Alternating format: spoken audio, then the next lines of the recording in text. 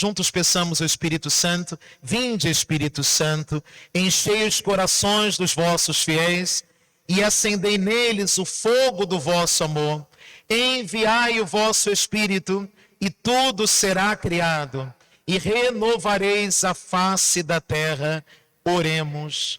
Ó Deus, que instruíste os corações dos vossos fiéis com a luz do Espírito Santo, fazei que apreciemos retamente todas as coisas segundo o mesmo Espírito e gozemos sempre da sua consolação por Cristo Senhor nosso. Amém. Amados irmãos, sejam novamente muito bem-vindos à Casa de Deus, Porta do Céu. Os que nos veem e nos ouvem também através dessa transmissão, o Senhor os abençoe poderosamente no dia de hoje. Esse convite que a liturgia sagrada está nos fazendo neste dia do Senhor é para que o nosso coração possa novamente tomar posse de toda a riqueza e herança eterna que o Senhor destinou para nós antes mesmo de toda a eternidade.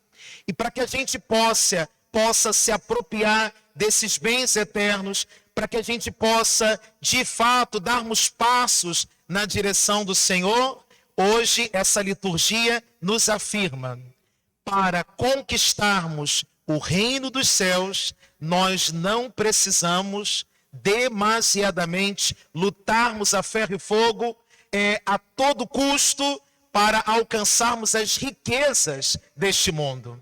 O Senhor está fazendo uma clara distinção para que a gente possa entender que aquilo que Ele quer dar para a gente como herança eterna é o reino dos céus, que a nossa maior riqueza, o nosso maior tesouro, não estão entre as coisas que passam, que são fugazes demais. Hoje eu tenho, amanhã não sei se vou ter. O nosso maior bem, a nossa maior herança que o Senhor tem para dar para a gente, não são coisas que os nossos olhos às vezes podem enxergar. O que o Senhor quer dar para a gente é o essencial, é aquilo que é vital, aquilo que é de suma importância para cada um de nós, que é a salvação, que é o céu. É isso que Deus quer dar para mim e para você. É isso que no alto da cruz Ele conquistou para a gente. De uma vez por todas, derrubando, quebrando, aniquilando, destruindo o pecado, a morte. O Senhor nos libertou para que a gente pudesse, como filhos que somos, de um Pai amoroso que é o nosso Deus, sermos verdadeiramente livres. Livres para conquistarmos os céus.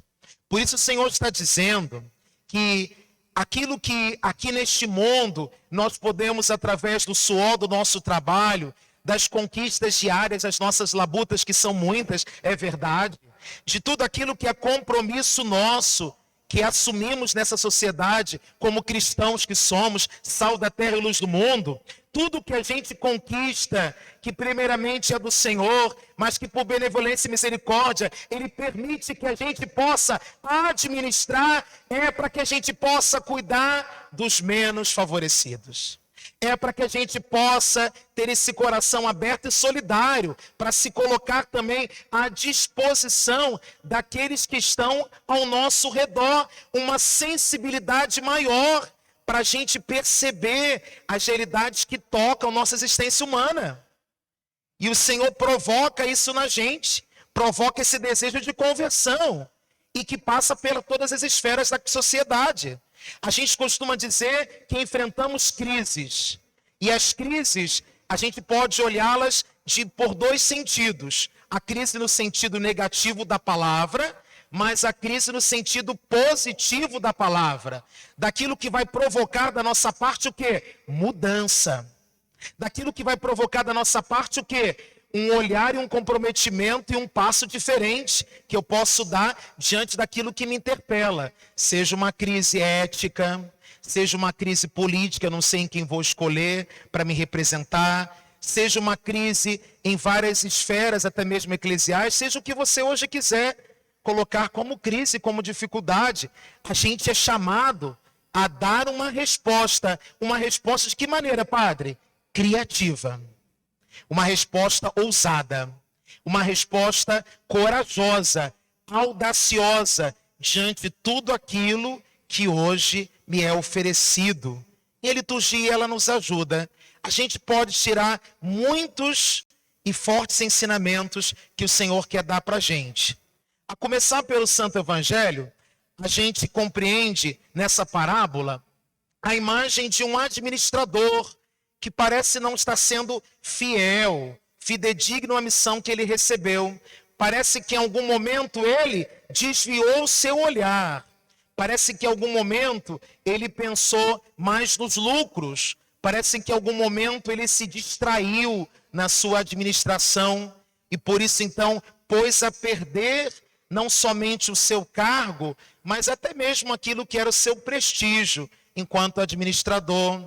E quando aquele patrão chegou para uma espécie de um ajuste de contas, se você se deu conta, aquele administrador, quando viu que o seu cargo estava sendo pedido e por isso ele então precisava prestar contas e sair daquela função, ir embora, sabedor de que ele não estava indo bem na sua missão, ele sequer se deu o trabalho de tentar argumentar qualquer coisa em seu favor.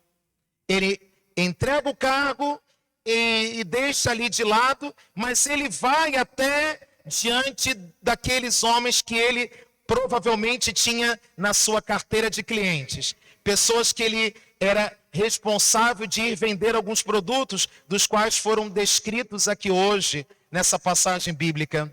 E essas pessoas que deviam ao seu patrão e que por sua vez passavam pelas mãos desse administrador, nessa espécie de ajuste de contas, quando ele foi olhar quem estava ainda devendo ou quem já tinha pago tudo, encontrou algum desses irmãos e foi até ele fazer uma negociação. Se você me deve 100 barris de óleo, põe só 50. Se você me deve ainda uma outra parte, uma outra quantia, põe uma outra menor. Fez uns ajustes, umas manobras, retirando provavelmente aquilo que seria sua própria comissão. Aquilo que sobraria para ele, afinal naquela época não tinha ainda um salário estipulado, fixo, como a gente hoje tem, não existia previdência social como a gente tem, enfim. A gente está falando de um outro contexto e ele, muito que de forma a perceber a realidade eminente que estava à sua frente, ele mesmo disse, não tenho forças para cavar e tenho vergonha de ser mendigo. Então pensou, vou fazer agora aliança com essas pessoas para que lá na frente eu possa contar com os benefícios que eles porventura possam me dar. E o Senhor parece fazer uma constatação. E qual foi a constatação? Os filhos deste mundo, os filhos das trevas, são mais astutos, são mais espertos do que os filhos da luz. Interessante, o Senhor percebe que a nós que somos filhos da luz, seus filhos por excelência, às vezes sofremos de uma espécie de um comodismo, de uma paralisia ou de uma preguiça espiritual que impede a gente de sermos mais ousados, de darmos passos novos. Quantas não são as realidades que a gente costuma dizer, não tem mais jeito, deixa assim mesmo. Nada vai mudar aquela realidade e a gente vai entregando os pontos, a gente vai desistindo, se cansando, ou apenas entregando-se à murmuração e à reclamação. Essa insatisfação, ou, com perdão da palavra, até mesmo das nossas murmurações num nível máximo, que viram quase que maldições, elas não servem para absolutamente nada.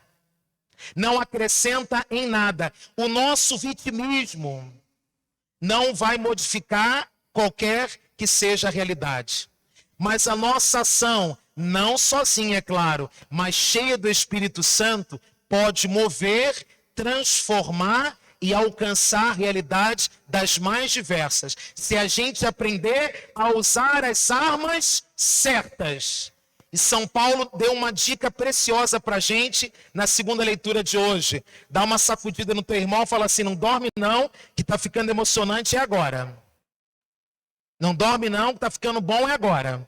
São Paulo disse assim, a primeira dica, antes de qualquer coisa, antes de ficar entregando os pontos ou achando que essa realidade não tem mais jeito, primeira coisa que São Paulo fala na segunda leitura é, antes de mais nada, São Paulo disse a Timóteo, reza.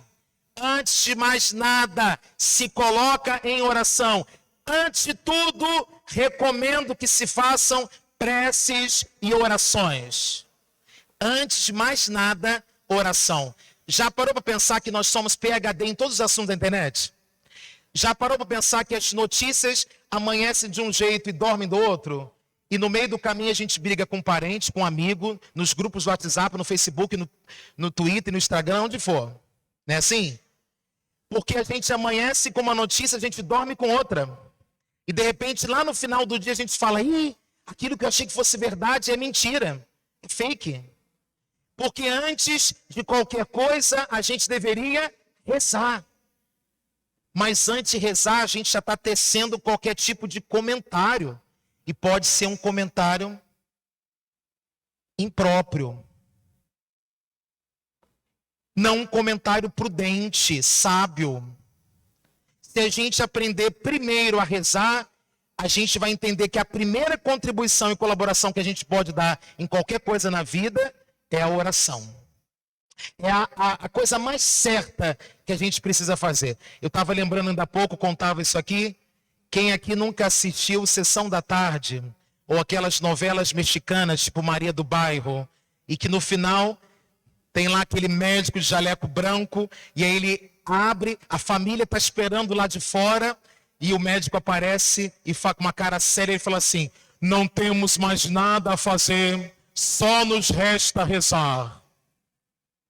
Quem nunca assistiu um filme que aparecia essa cena, acho que a coisa mais desagradável que a gente pode ouvir é isso. Porque se alguém diz que já não tem mais nada que fazer, só nos resta rezar, é sinal que a vida inteira, ou o tempo todo, essa pessoa só contou com ela mesma. Só contou com as suas forças, só contou com a sua sabedoria, só contou com o seu conhecimento.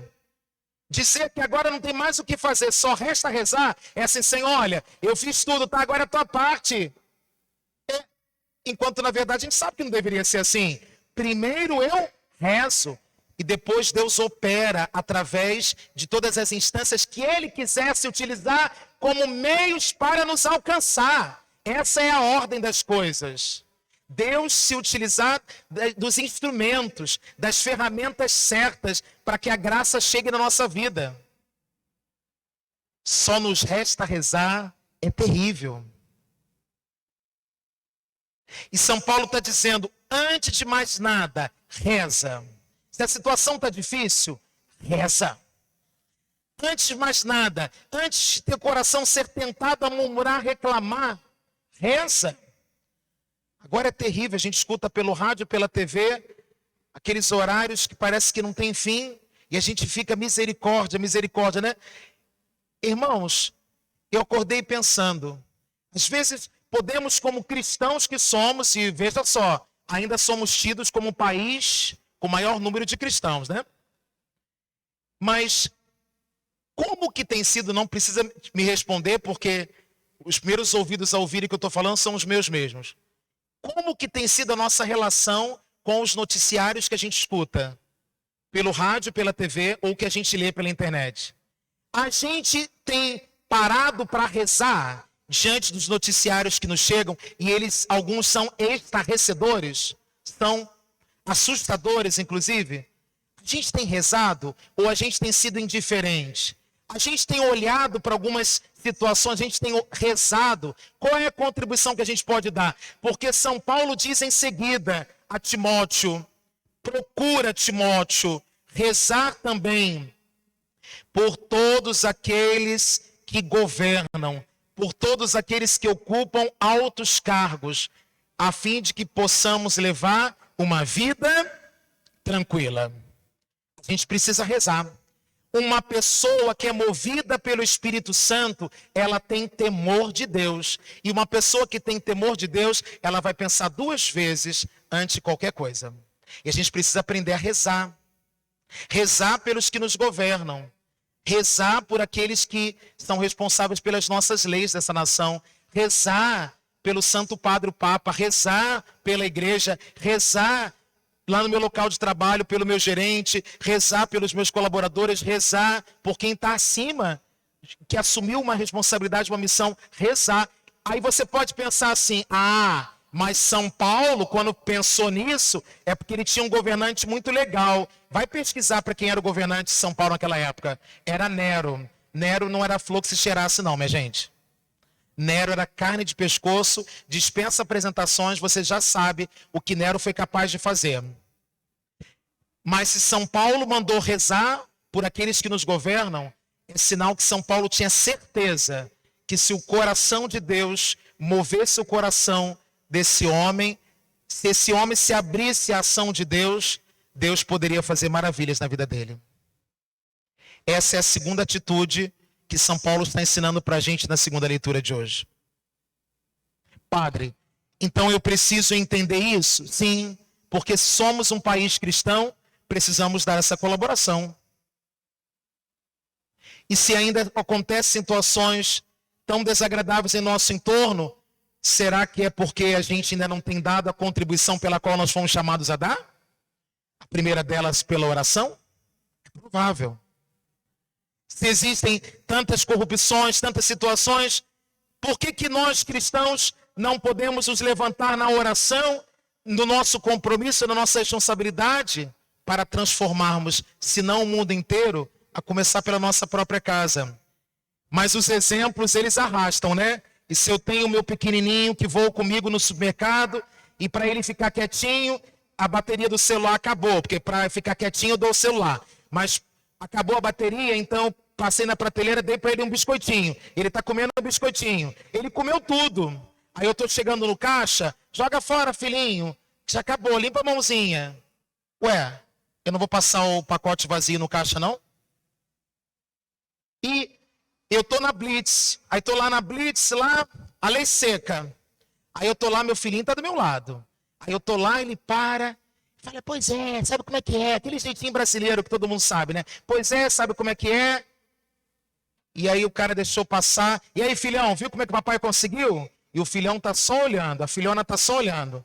Aí daqui a pouco você quer que ele faça aquela prova militar maravilhosa, que ele passe para aquele bom concurso. Onde você quer que seu filho trabalhe? Petrobras, tá bom? Onde você quer?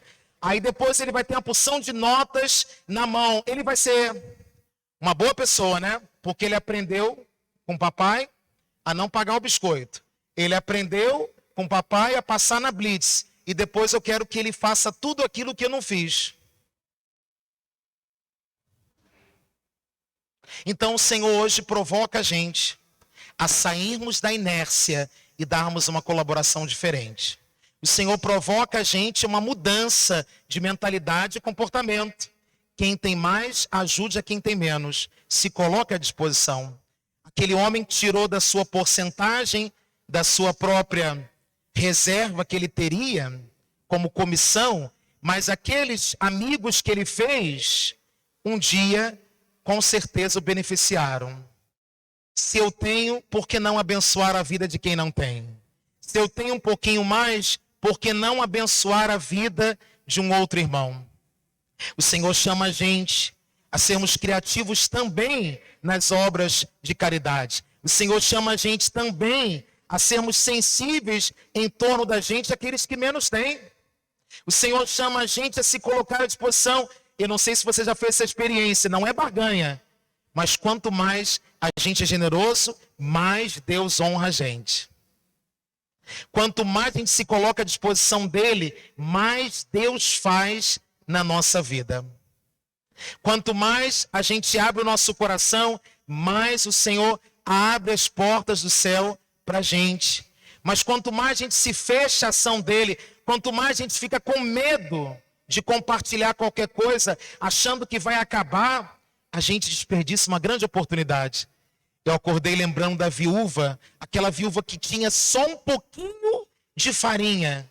Era o suficiente para fazer só um punhadinho de pão para ela e para o filho, e esperar a morte. E o profeta, quando chegou na casa daquela mulher, disse para ela, pode confiar que o Senhor não vai deixar faltar a farinha para você. A gente precisa aprender a confiar, aprender a compartilhar, aprender a se colocar à disposição. quando nós tentamos agarrar tudo que a gente acha que conquistou nesse mundo, a gente sabe que no céu a gente não precisa de nada disso. Eu termino dizendo, no fim, a única coisa que vai nos acompanhar, a gente sabe que nem a roupa do corpo vai, mas são as boas obras que a gente pôde na vida praticar. São as boas obras que a gente pôde na vida praticar. E as mais lindas obras que a gente pode praticar, elas são feitas no escondimento do nosso coração. Feliz o pai, feliz a mãe, feliz o avô e a avó que pode abençoar os seus filhos com santos ensinamentos. Pode compartilhar daquilo que tem, ensinando os seus filhos também a viver esse compartilhamento também. É tão bonito, é tão maravilhoso, porque isso gera uma consciência nova de cristãos mais comprometidos com a sua própria vocação e, consequentemente, dando também para a sociedade uma resposta diferente. Que o Senhor nos ajude, queridos, a juntarmos não riquezas neste mundo, mas riquezas no céu. Mas talvez alguém que esteja em casa, sentado ouvindo o padre, vai dizer assim, padre, então quer dizer que não preciso mais trabalhar? Precisa sim, irmão. Não preciso mais conquistar nada? Precisa sim. O Senhor não está dizendo que trabalhar é ruim, ou que muito menos, o Senhor não está amaldiçoando o dinheiro. Não está. Sem dinheiro a gente não faz muita coisa não. Não é assim? Com certeza. A gente precisa do dinheiro. Mas tudo tem a sua medida. Água demais mata a planta. Tem pessoas que não vêm mais à missa de domingo porque elas não têm tempo. E alguns de fato não têm mesmo não. Porque se não trabalhar, o patrão manda embora. Mas tem gente que tem tempo e não vem porque não quer. Porque já arriscou do calendário o dia de domingo. Porque domingo é sinônimo de um pouquinho mais de dinheiro. Porque é mais caro. E eu prefiro arrumar um pouquinho mais, com a justificativa de que vai ser para o meu filho mais tarde, para minha filha mais tarde, do que santificar o domingo participando da ceia do Senhor. Mas o trabalho é bom. O dinheiro é tão bom que Santa Teresa d'Ávila, a mãe espiritual de Santa Teresinha, foi capaz de dizer assim, Teresa d'Ávila sozinha não é nada. Teresa d'Ávila com Jesus é tudo. Teresa d'Ávila com Jesus e com dinheiro, ela pode muita coisa. Quando a gente usa bem o dinheiro, a gente é capaz de promover evangelização e salvação para muita gente. Você já deve ter escutado o padre dizer, evangelizar custa o que você pode. O que você não pode é deixar de evangelizar. Quando a gente emprega bem o nosso dinheiro, a gente tem a alegria de ver isso sendo multiplicado, porque está sendo usado por uma coisa boa. Agora, o contrário provoca malefícios tremendos para nós e para os outros também. Porque um pai e uma mãe que não vêm à missa, porque domingo é sinônimo de ganhar um pouco mais, o filho ou a filha terão dificuldade também de participar. Quando o dinheiro é o meu senhor, eu então desperdiço a oportunidade de deixar Deus de verdade ser o meu senhor. Por isso o evangelho terminava dizendo, nós não podemos servir a dois senhores. Ou nos apegaremos demais a um e menos ao outro, ou o contrário acontecerá. E por isso o Senhor manda a gente tomar uma decisão. E a nossa decisão primeira deve ser pelo Senhor. E como diz o Evangelho em outro momento, as outras coisas virão por acréscimo. Quando eu amo a Deus de todo o meu coração, consequentemente irei amar o próximo como a mim mesmo. Mas quando eu me apego, eu vou entender o que São João disse na primeira leitura em outro momento. Eu não posso dizer que amo a Deus que não vejo e odeio o meu irmão que vejo. É sinal que eu não estou colocando as coisas à disposição do Senhor. Hoje o Senhor está convidando a gente a sermos fiéis no pouco para que ele possa confiar muito mais. Abre as tuas mãos aí. O que o Senhor te confiou? O Senhor te deu a vida, o Senhor te confiou uma família, o Senhor te deu um trabalho, o Senhor te chamou uma profissão, o Senhor tem concedido dons para você, carismas. O Senhor está te chamando a construir junto com Ele um tesouro no céu. E hoje nós somos chamados a sermos fiéis nesse pouco, para que Ele possa confiar muito mais. Senhor, nós pedimos essa graça. Abençoa a tua comunidade aqui reunida. Abençoa, Senhor, o teu povo que está clamando, que está suplicando no dia de hoje. O Senhor sabe das nossas dificuldades, sabe das nossas lutas também. Abençoa, Senhor, a despensa da nossa casa. Abençoa, Senhor, aquelas realidades que a gente tem vivido nos nossos lares. Queremos ser fiéis no pouco, para que o Senhor possa confiar muito mais. Dai-nos, Senhor, um coração desprendido, um coração capaz de te amar, um coração capaz de atravessar entre as coisas que passam, querendo abraçar aquelas que são eternas. Esse é o nosso desejo. Tira o nosso coração da confusão e da ilusão. Dai-nos, Senhor, a graça de um coração agradecido, capaz de te louvar pelas coisas que eu tenho e não ficar fantasioso, querendo as coisas que não estão em minhas posses. Dai-me, Senhor, um coração centrado, um coração capaz de te amar e capaz de servir melhor os meus irmãos.